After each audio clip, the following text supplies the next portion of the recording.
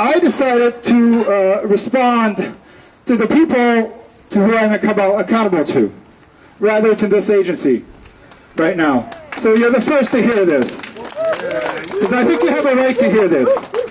Because when this decision was made to move the program on October 14th, they did not bother to talk to me about what effects it would have on the program. More importantly, they did not bother to talk to anybody who used the service about what would happen to it.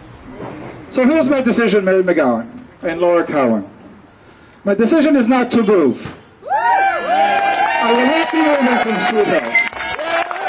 Now let's be clear, this is not a resignation. I am not resigning from the project. My intention is to continue to work as I have for the last 10 years. Because I cannot condone a move that will create hardship to thousands of people who have been using the service for the last 10 years.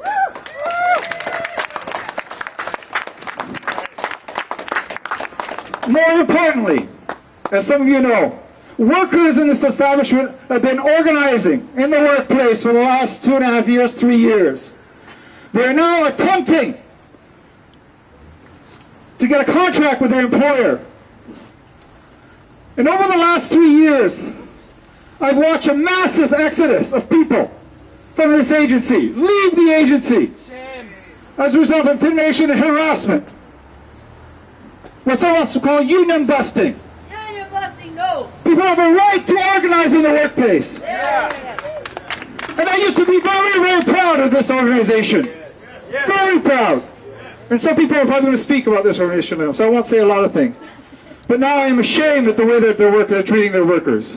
Ashamed of that.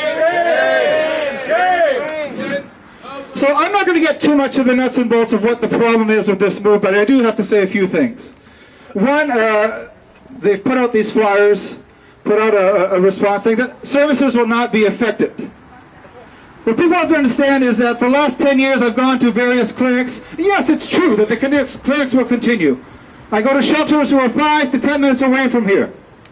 Takes me 5 minutes to get to work over here. Maxwell Megan, Fred Victor, Evergreen, 519, the women's shelter. That's where I go. 7 hours a week I go. The other 30 hours I spend back here.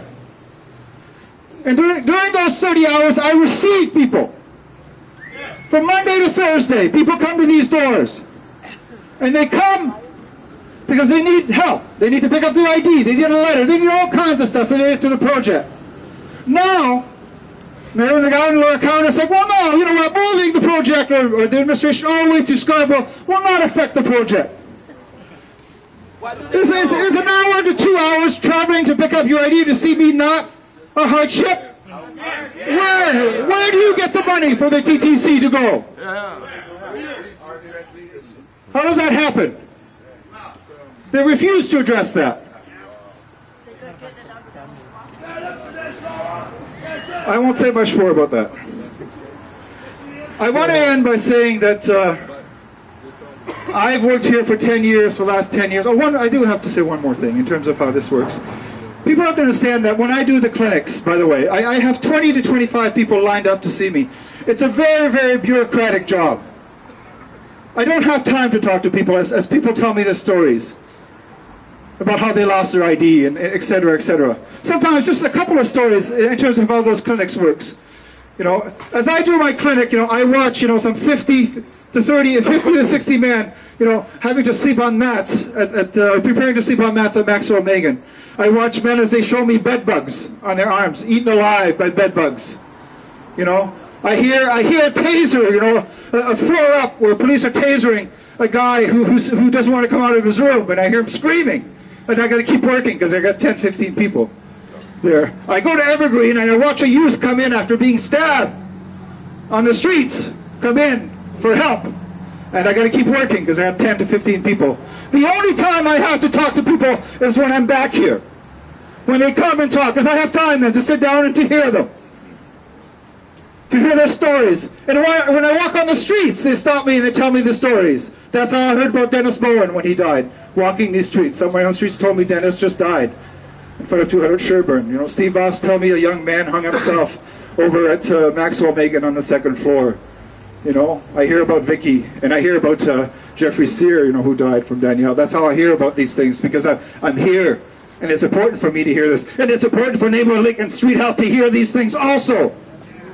Because when we hear these stories, we've mobilized, we've organized to address the conditions that people live in. And I want to end with that.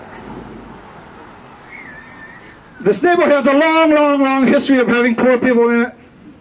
And it has a long, long, long history of having people organized in this neighborhood.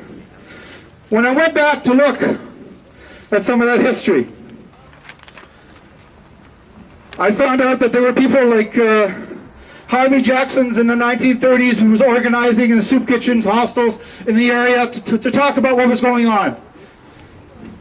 William McKnight, who went around and actually collected petitions from Fred Victor and other hostels to talk about the conditions of the food. He was actually deported for doing that. These are unemployed men doing that. William Lyons, who just lived on Ontario Street over there, who gathered with 2,000 people in 1933, summer of 1933, an ex-soldier, organized poor people to talk about what was going on. The fact that they had no work, the fact that they didn't have enough to eat, and they organized and they mobilized.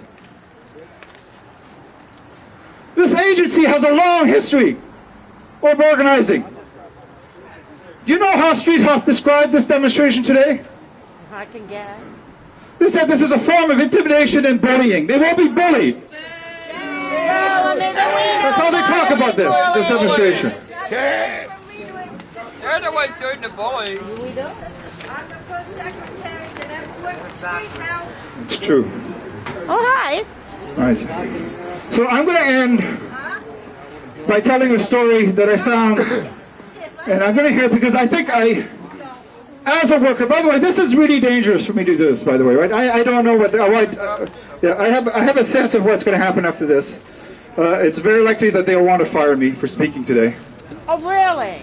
It's very likely. I don't know what they're going to do. Anyways, Don't let them do it's very dangerous. It's It's very dangerous. But you know what? The right to organize the workplace is a fundamental right. People have lost their lives, gone to jail for that, and I think for me, maybe losing a job to say what's going on in here is not the end of the world, because I owe those men something, right? Don't we owe those people? Don't we owe, Harvey Jackson, William Lyons, William McKnight, all those people? Don't we owe them something? Yes, we do. So I'm going to end by telling you a story that I found of a man who was organizing in 1915. He was staying in the House of Industry. It was Toronto's first poorhouse. The House of Industry had organized, was making the men break stones, what they later called cracking stones. Remember, cracking stones for their relief and for their food. And the men began to organize around that because they knew that it wasn't right. And they formed unions to fight that. And I found this story in the Star. It appeared in the Star on February 5th, 1915. And a man, George Buss, was in front of a judge on charges of vagrancy. And I'll just read you this. It says, Constable McDurney started the prosecution that Buss had been getting his meals free at the House of Industry and had refused to work for them. That is, crack stone. George Buss, that's correct, he said to the judge with a defined air. Oh, I see, you're one of those who has come to the conclusion that somebody has to support you, the judge said. Oh, yes, said Buss, with a solemn impression. So he did believe he had a right for those things. Did you refuse to crack stone for your meals? Yes, and there were lots like me. And did you see about the police stations? Yes, with hundreds of others. Have you hunted for work? I certainly have. Yet refuse to work for your food, continued the judge. That's one way of looking at it, your way. So today I'm here to present my way of looking at what is happening to the project and to